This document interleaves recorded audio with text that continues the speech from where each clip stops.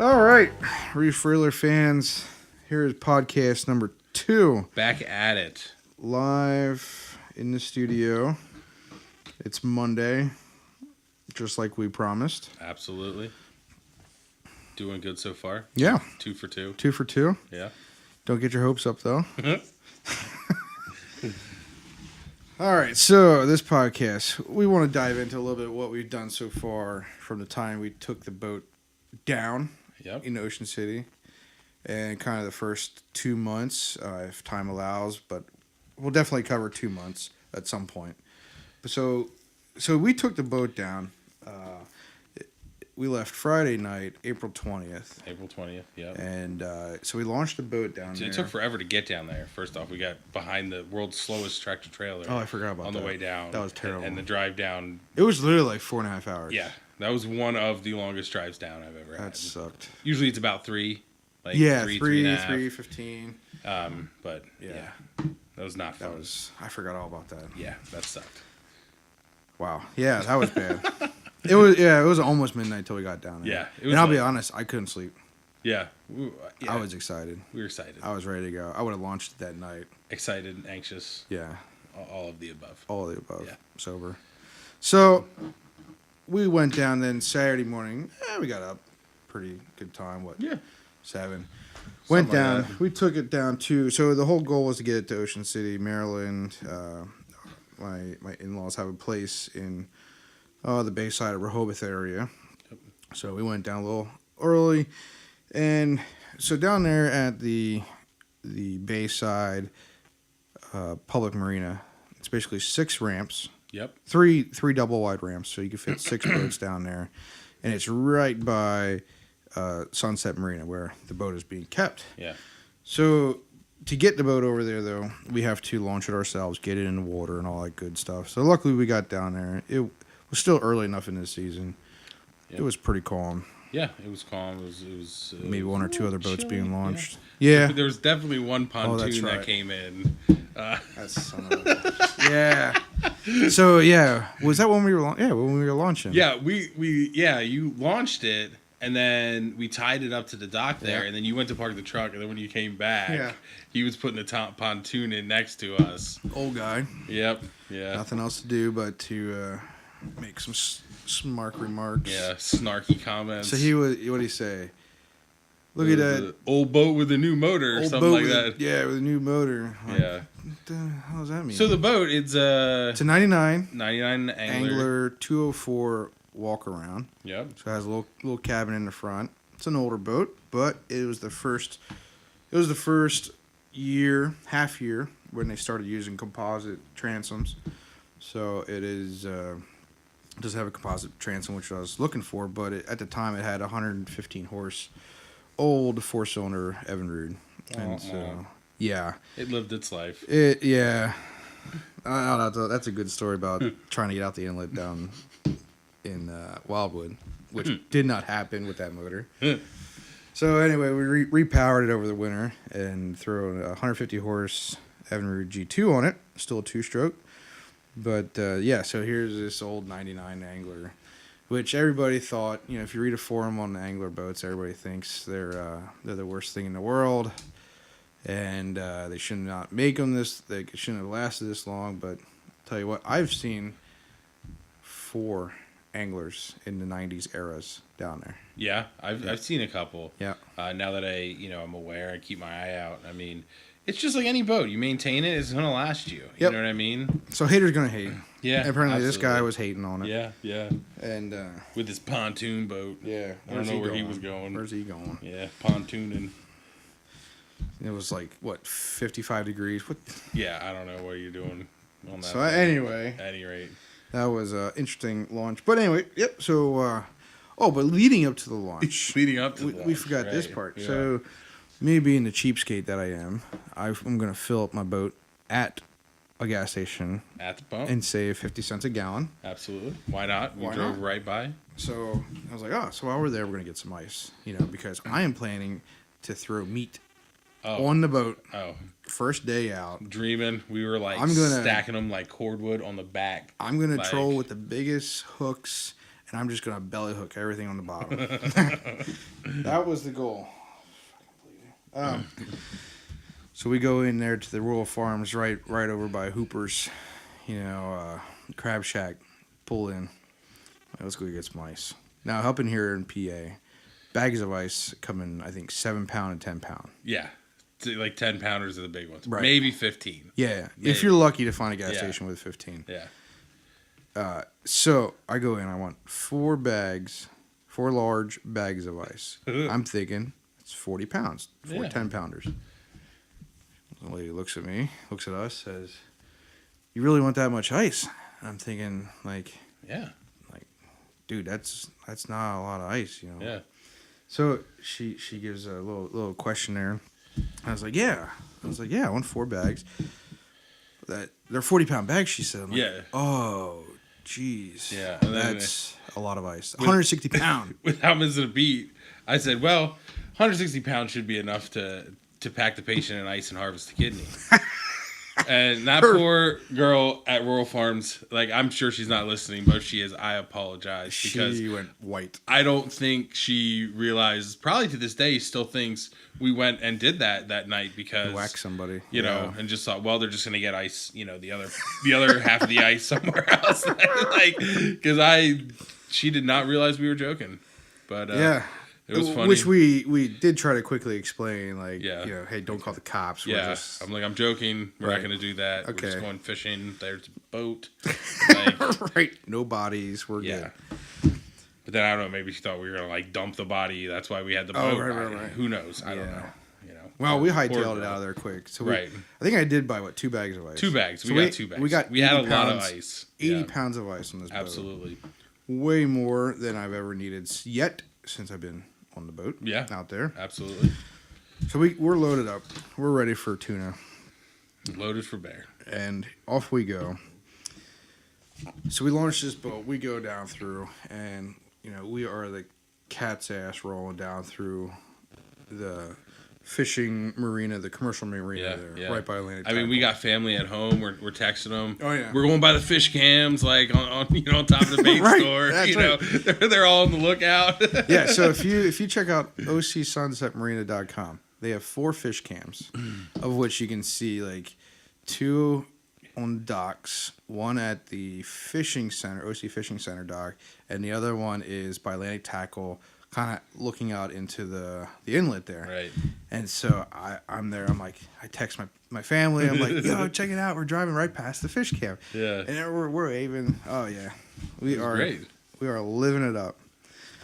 So we get past out there, and we're kind of it's fresh territory. Absolutely. I got we'll throw a little shout out here. So fishingstatus.com hooked us up with, it was 2,200 fishing locations, wrecks, reefs, noted fishing locations. Absolutely. With updated maps. So we got this loaded on here. So I'm heavily relying on our depth finder, the Lawrence. How do you pronounce that? Lawrence. Yeah. That's sorry, Lawrence. Yeah. Lawrence. We had Lawrence on the boat. Right. He's a seasoned deckhand. He knows what he's doing, though. It's all good. So we have Lawrence Elite 5 on the boat. It's an older model, but it works just fine. And so we start making some settings there to get a little bit better imaging of the contours. And I tell you what, though, those sandbars come up quick. They do. Yeah. It was interesting as you get out there and you started actually seeing the change in the current, the color change. You see the seagulls walking across, which it's like, wow, this thing gets shallow quick. It does, yeah. And so and it was so early that there were some missing buoys that weren't where they should be to mark the channel. There was just weird kind of, I would say, patterns underneath. I don't know what else you'd say. Like the bars all changed, so they weren't really charted too well. They change so often. Right, and we come from the lakes, and rivers where we don't see that sediment change ever. Right. Like, oh, we know there's a rock there because the rock's been there since my dad's been fishing there. Right. So don't drive the boat over that rock. Exactly. Like, So going down there and having some discrepancies between what the chart was suggesting as depth and then what we were reading on the depth finder. Yeah. That stuff just quickly came up underneath the boat. So we took some caution there. So we drove in and we went down the channel. Yep. Towards the back bay there, the Isle Wright Bay, 90 bridge. So we're heading back through past the 90. We go under the 90. The current gets a little dicey in there. A little bit. You can feel it moving the boat around. Stay on the throttle. Power through that a little bit, and then I was mainly following the chart. Yeah. But so we started heading up, and we were following the buoys too. Yep. We were and on the buoys. We were in the buoys. So we get past the 90, get like 6th, 7th Street, and then we start turning northwest and heading towards what we found out to be the thoroughfare. Absolutely. That was the famed thoroughfare we So were about. we were heading in that direction, and then all of a sudden, the motor's running fine. We got up to some speed, and powered down as we got into the turn, not knowing situation, and thank God we did. Absolutely. Because we got into a situation where the prop started scuffing on the bottom. Yeah. Kicking up some sand. Not really kicking up sand, but it was enough to pull the boat down on speed. Yeah, absolutely. We knew something was there. Something was there. Knock the top off it for the next guy. Right. Yeah, whoever's following us, you're welcome. So yeah, the sandbar came up real fast, and so we got out of that quick. At first I thought, oh man, the motor, something's wrong with the motor. Oh, your face was priceless. I'm like, I mean, it was instant, like, oh my God, the motor just blew up. Not like, even an hour on the motor. Oh my God, it was probably like 15 30 minutes. Yeah, like, 15, 30 minutes. And I was just like, oh my God, here we go. But luckily, went out, run it back through, no problems. Absolutely fine. Yeah. Nothing came up on the dash, the digital dash thing as an error, so we're good. Yeah. So then we decided to throw some lines out. So we started fishing right there. It would have been like 4th, 5th Street area on the channel. About that. So because we're good flounder fishermen, we threw an anchor. We did. Which we probably shouldn't have thrown the anchor. Probably not. But all to learn then, there probably wasn't any fish right there either. Most likely not. I mean it's not like we screwed up the best spot in the world right there. Oh, right. Oh, no. What was the water temp? It was pretty chilly. It was below 50. Yeah. If it wasn't below That's 50, right. I think it got up to like the high was like 51, 52. Like it was cold. There wasn't much anybody catching. No. That was the same weekend of the Chesapeake Striper tournament. That's right. And two of our friends, Andrew and Eddie, were there. We're gonna try maybe to get at least one of them on in the future. Yeah. But they were down. Andrew has a nice boat. They were down there in the Chesapeake in the tournament. And I think they said 7 fish. Yeah, it was total for the tournament. Now this is like a 300 boat tournament. It's a big opening day striper tournament, and 7 fish for the whole thing. Yeah, it was bad. I know they killed a lot of Coors Light and some Captain. I think. Yeah, that was about. Well, it. At least they got something done. Yeah. So they skunked out there in more ways than one, but yeah. So we were fishing right around 4th, 5th Street at the channel there. And then we moved up on the south side of the 90 bridge then. Yep. And we threw some lines in there for a while. Yep. And trying to hope to get some smallies. Something. Through the pylons there. Yep. Gets a little deeper when it runs fast. Something. Nothing. Yeah.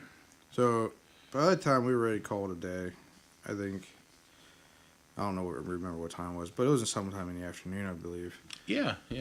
So we were ready to call it a day and get the boat to the marina, and they do a real nice job at the marina there, Sunset Marina.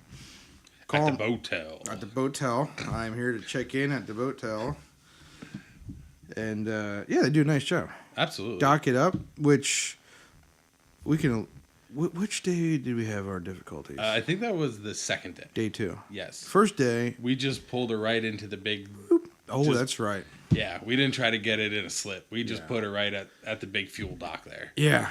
Tied her up. Yeah. Called it a day. Yeah, that's right. So yeah. Oh, we also discovered the insulated fish boxes. Yes. Which I didn't realize they were insulated. I thought it was just another storage compartment, but they are insulated fish boxes where you put a plug in, hold water. Yeah. It's great for the ice. The ice was still there the next day. Next day, ice was still there. So that was handy. Who needs a Yeti? Right. Unless Yeti's listening, then we need a Yeti. Then we need one. So that night, we forgot about the Grady. We did forget about the Grady. So after our little debacle, as we are anchored up, flounder fishing in a no drift. Yep. We hear come over the loudspeaker. Hey, there's a Grady white, like a 33-foot Grady white, enormous Grady white, and he is slammed in the sand, like just stuck. Yeah, and So but the funny part was, so we heard this call come over. Yeah, but they didn't come over the boat tow, whatever U.S. boat tow. It had to be an hour and a half. At least, yeah. We were ready to come in, and we're like, oh, there's the boat tow guy going out there. Yeah. That was funny. Yeah, that was good. Jeez, hope he packed for a long day out there. Yeah, hey. But a 33-footer, you ought to be comfortable. Right. I mean, he probably had like a plasma on there and shit. You know, it was a Grady white. Just living it up. Yeah. Yeah, so it gets shallow out there. So always take it easy until you get your bearings, knowing where it is. So one of the tricks, when you go through that channel heading into the bay, at 6th Street is where you want to turn heading northwest. Okay. 6th Street. We made the wrong choice by going up to like 7th, maybe even 8th. We were a little late. So as soon as we turned, we were heading right for the sandbar. 6th Street, that's where you want to turn. If you want to learn, if you want to see it visually, go on Google. And if you do Google Aerial, you can actually zoom in and see. Oh, that's a good idea. You can see the actual sandbars. Yeah. And it gives you a little bit of idea, kind of. Yeah. When you're on the boat looking around, you can kind of remember. Plus, too, you can see what, here's this bar on 4th Street in Ocean City that has the pink umbrellas. I don't know. Right. Whatever landmarks you can see in Ocean City. Yep. That way, if you can't see a street sign, okay, this is 6th Street area. This is where that pier is. I'm going to turn up here now. Now, they have since moved the buoys. They have corrected the buoys. That's nice. That was some of the downfall when we were there. Is the buoys so early? Yeah, it was all over the place. And somebody else called over the radio. Yeah, saying about the buoys were way off. Yep. So I kind of was like, oh, makes sense. We didn't know. We thought they were good. We followed the buoys straight into the sand. We sure did. And we found it. At least we weren't as bad as Grady. Mr. Grady White. Jeez. Yeah. So then that night we heard chatter about the thoroughfare. We were starting to Google some stuff. Yeah. We didn't know what any of these terms meant. No. Thoroughfare, the captain's house, this or that. Yeah. So we did a lot of studying the first night. Second day, we went out. Now we're comfortable, a little bit comfortable getting out there. Yeah. So Sunset Marine, you call them up, they put the boat in the water. It's easy peasy. It's great. Yeah. Same thing. You get back, call them, tell them put it away. Yeah. Done for the day. Hose her down. Hose it down. Yep. Little flusher motor for $5 a motor. So that's nice.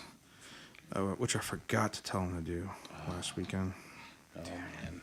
It'll be okay. Excuse to go down sooner. That's right. I got to fix that. So the second day we went fishing right by the rocks coming out of the marina there. Right. There's a big houses. Beautiful houses. There's some name for it. I always forget what it's called. I don't. I want to say it's Martha's Landing.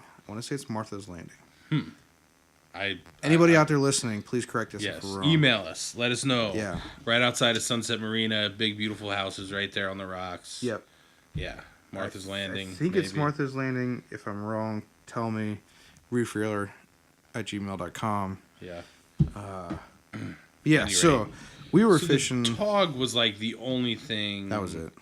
That was really biting. Yeah. And I think you fished those by some rocks, maybe. I think that was the... Yeah, I think so. Yeah, I think that was... And we saw some other guys fishing there the day before. Right. So we thought, hey, that might be a good spot. That looks like a good spot. They had a nice boat. Yeah, they did. I figured they might know what they're doing. They might. Probably not, though. Yeah. Which we're coming to figure out. We're all just out there guessing. Yeah, yeah. We're there's a select few, I feel like, that really... I mean, your charter captains the charter that are out there captains every day or, a couple times a week. I mean, they know that area is so scouting. good.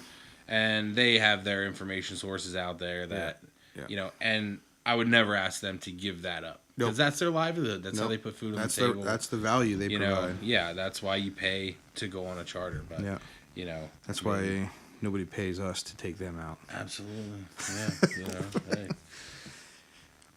Also, if anybody's listening and they want to show us some different areas or have insights, we welcome it. Or buddy out to Rex. Buddy out to Rex. Absolutely. Send us an email. We will buddy out with you. Absolutely. And again, your information is safe. It's just more or less getting out to different locations and technique, using some different gear, having a good time, getting to meet people. But again, if you have some experience out there and wanna hop on the boat, give us a call. Yeah, absolutely. Send us an email. So yeah, the second day we started fishing over by the rocks there. I want to say Martha's Landing. Okay. And then that's what we're gonna call it now. That's what we're calling Whether it's that or not, it is forever known as Martha's Landing. No, it's good. Okay. Just keep it. That's what we're going with. Yeah. Until we're corrected by the general public. We're still gonna call it that. I am at least. New terminology. All right. So then it was so calm that day. It was. So we're like, let's head out past the inlet, get a feel for that. Yeah. And of course, we were more familiar with Indian River Inlet than any other inlet, probably. Right. You worked out of Roosevelt Inlet. Roosevelt. The Lewis area. Yeah. Right by the yacht club there it goes out. But and that was not bad. I mean, it's definitely narrower than Ocean City Inlet, but it's not near anything like turbulence. Yeah, not like Indian River. Yeah. I mean, that thing is a monster. So yeah, I'm just picturing on a bad day this thing just like tearing white everything. caps rolling. Oh yeah, we're bouncing around. So it was nice and calm. We went through it. It's great. It was great. Yeah. Water is calm. So we went out and we went up through. We headed. Did we head south first? Yeah, we did head south. Yeah. Head south along Assateague there. Yep. Went down there, and I think we fished out there for a little while. We did, yeah. Nothing was there? Nothing? Nope. So we headed up to... So one of the things we want to do is try out the chart plotter with one of the points from Fishing Status and put in Purnell's, and up we went. So Purnell's is what, like a mile and a half maybe off the coast there. Yeah, it's not right off It's Ocean like City. 2 miles from the inlet. Yeah. Kind of heading northeast-ish. Yeah. And so that's a nice little... That's like the closest reef out of Ocean City. Yeah. And I don't have the book with me what it is in there, but we'll share some of that information. But yeah, so that was nice getting out there, and it was a beautiful day. Oh, man. We just sat there, enjoyed the time.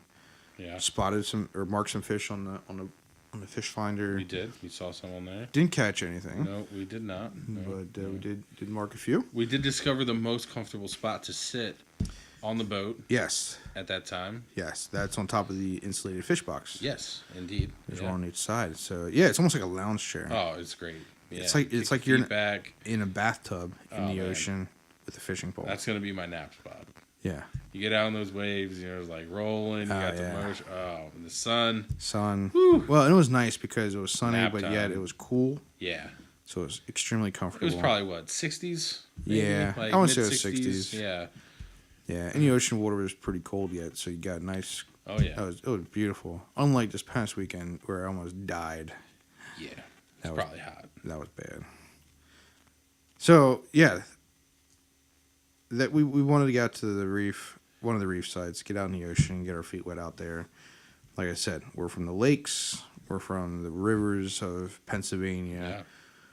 the whole concept of wave height, duration, all that fun stuff that goes with tides. Fishing down there is it's interesting. Yeah, it gives you a lot to think about, though. Yeah, a lot to plan for, especially when it comes to fishing and the timing to best catch. Right. Yeah, with your tides, you know, in and out. You know what kind of fish you're targeting, what their behavior is for the tides. So it's a lot different. Yeah, it's fun though. Absolutely. So you never know. No, that's the best part about the ocean and the bay. You never know. You can target whatever species you want, but you never know. You never know. What's going to come up. Yeah. Well, we had an incident where we were fishing gulp. Yep. Artificial bait. I was slow trolling down through the bay behind Assateague. Yeah. And we caught a spider crab. It was eating the gulp bait. It ate half of it already. Yeah, nice. And so there you go. Yeah. I must have been going so freaking slow. That this crab hang on it. He got it and hung on. Yeah. Yeah. So anyway. Yeah. That was day 2. So that was April 22nd. So we're out there having a good time. We call it a day. We're heading back in. Yep. Here we go. Dock it up like a We got told the first time that, hey, those slips is where you put your boat. You're right. You want to put it in a motel. Was not rude about it. No. Just was like, hey, that's what those are for. Yep. Like, and we're like, oh, okay. Cool. So we knew the big dock trick was not going to work this time. Right. We had to pony up and... Yep, we had to put her in there. And do this. So there's not much of a... Well, there is... Those 2 days, there was some current going in and out of the marina. Yeah. It was moving. Mm-hmm. But it wasn't crazy. It wasn't horrible. But this was my first time throwing it into a dock slip. Yes. In the past, it's always been like at Wildwood, where I had the boat last year. Right. It was always up against the side. Right. You just roll it in, tie it up, and throw a line. You're good. So, and the marina there for the boatel, you don't have like a whole lot of width to go take a wide turn. Oh, no. And throw it in. Like, you have to be on it. And the tide was coming in. Right. So it was like to our back when we originally... Right. So it's starting to push us down through. It would push us a little bit. So what I did is, well, we did an excellent job of docking this time. Yeah. I threw it hard in reverse, hard in forward. Yep. Did that about 2 more times. Yep. Almost launched Hebs out of the boat. Almost. It was close. I was tying up, and I was almost able to get the bottom of the boat onto the dock. So it's my fault too. I didn't realize. Like I thought, okay, I'm gonna tie the back of the boat up because we were going nose in. Right. So as I'm pulling it tight, it's pulling the front of the boat into the dock, and he's like, "It's the front of the boat in the dock." So he pulls it in reverse, and then I'm like, "Oh, okay, whatever." I loosen the thing. And then the throttle, because it's just new, it was super loose. Yes. So there was no resistance on the stick. Yeah, which we needed to fix. So when he bumped it back into forward, it went whoop, and it went about 3/4 throttle. and I thought I was either going in the marina, in the water, or I'm going to land on my bag on the deck. So I chose the bag on the deck. You chose the dry route. And, that was that. Unfortunately, the GoPro was not rolling. Well, it was the bow one. Yeah, it just was facing forward. We had GoPros this weekend. Yeah, and you could hear us entertaining anybody else that was watching us at that point. Yeah, so immediately we got in, and the first thing you do? You stand up and look around, like, who if anybody saw else is that? there. Right. Luckily enough for us, it was super early. It was like the first weekend you could put in. Yeah. So there really wasn't anybody else around. Yeah, it was dead. No dot girls out there like trying to it is But so it was okay. We walked away with a little bit of our pride. Humble pie. Yeah. It was good. But luckily we saw another guy come up after we docked. He did. And we learned a couple tricks from what he did. We did. We stood there and watched him. And acted like we were putting our stuff away. Right. Yeah. And so we learned from him and have since done excellent. Yeah. It's been flawless. Yeah. It all comes down to that middle rope. Yeah, you got to throw that first one on, and then that's it. Stops it. Done. Yep. Yeah. Yep. So, yeah, docking. If you need any assistance with that, don't call us. Yeah. But if you have any other funny stories about your docking experiences or have seen other people dock that was interesting, feel free to write us an email. Absolutely. reefreeler@gmail.com. We will definitely discuss that. Because the next time, when I was down with my dad 2 times ago. Right. The brand new Parker Center console. Younger, probably our age. Yeah. Looked like husband and wife and another couple. Yeah. Came in and he did the same damn thing. He hammered the throttle forward, and I heard like we were docked already, tied up, and I heard him whop, and I look over, and the other couple were on the bow, and they're like wide-eyed looking, just fearing, and then he throws a hard reverse, and then they almost went over the front. Oh man! And then the guy looked over. He's like, "This is so embarrassing." I was like, "Don't worry, this was me. I did the same thing. Been there, done that." And you know what? Honestly, if a guy with a 40-foot sport fishing boat tells you he never did that with his first boat, I have a feeling he's lying. Yeah. Because we all had to learn. Whether you're 12 on a little Boston whaler learning how to do it, or you're 30 years old learning how to do it in a marina, you're gonna mess up, And this is the thing with this whole reef reeler deal. Just you gotta laugh at yourself. You gotta realize, hey, everybody's been there, so it's not a big deal, Yeah. And we're definitely not afraid to share what we did wrong. Oh no, yeah.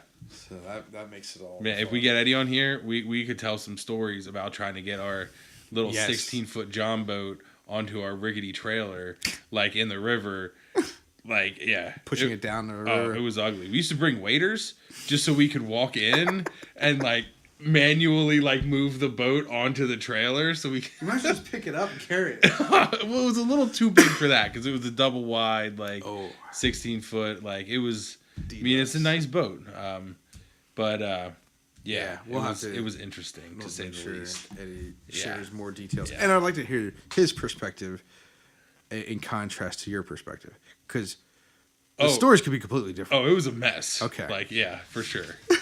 Yeah. Anyway. Yeah.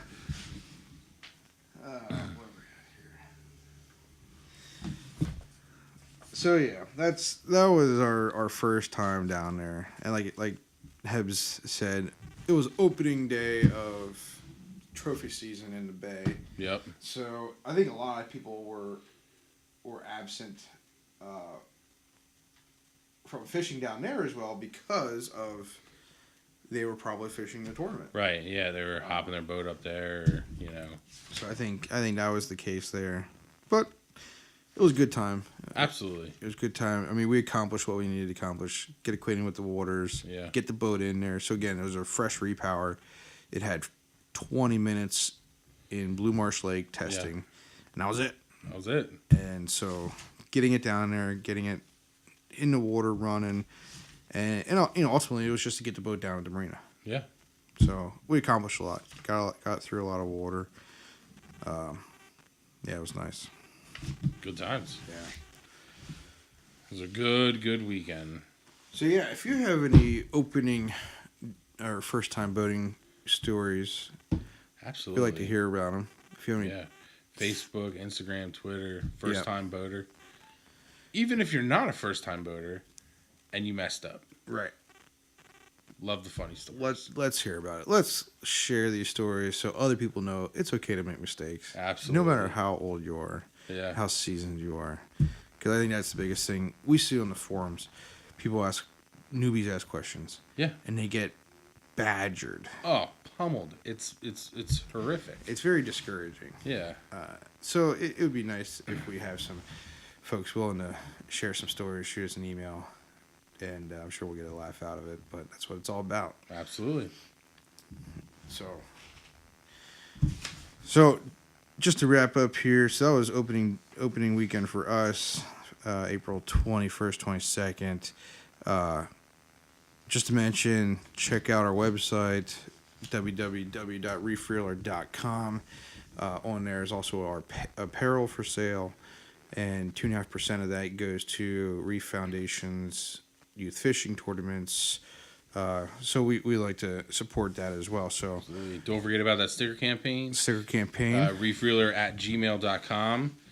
We got these cool little stickers. Send us your name, your address. We'll get one out to you free of charge. And then you stick that thing on your cooler, your sand wagon if you're a surf fisher, your truck, your boat, anything you can think of. Stop sign at your favorite intersection. Yep. Somebody else's car. Absolutely. Yeah. Do it up. And take a picture, #ReefReeler, Instagram, Facebook, Twitter, and we'll enter you in for a drawing. Funnier, the better. Yep. You might get 2 entries. Yeah. You never know. Make it good, make it worth it. But again, the whole thing is build awareness for what we're trying to promote here and get the Reef Foundations some awareness. Yeah. Support our youth in getting out there and learning to fish. Absolutely. Learning to boat safely. Yes. That's very important down there. Oh, one thing to mention, a lot of the water down there is 6 mile an hour in the back bay. Yes. So if you're going out there, remember 6 mile an hour through most of it. It's marked. Pay attention to what's going on. But anyway, so sticker campaign, enter to win some prizes, and it'll be a good time. Yeah. Cool. All right. Catch us on the next one. See you guys.